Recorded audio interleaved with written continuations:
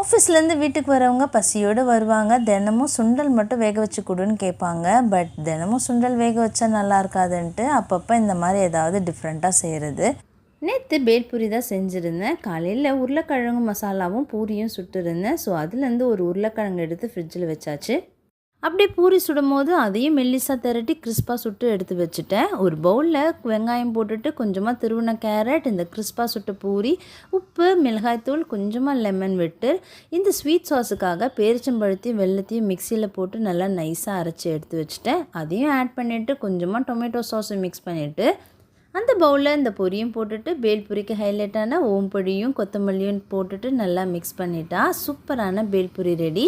Final டச்சாக மேலே கொஞ்சம் கிறிஸ்பான பூரி, ஓம்பொடி, கொத்தமல்லி தூவி நான், கிருஷா, அத்தை எடுத்துக்கிட்டோம்.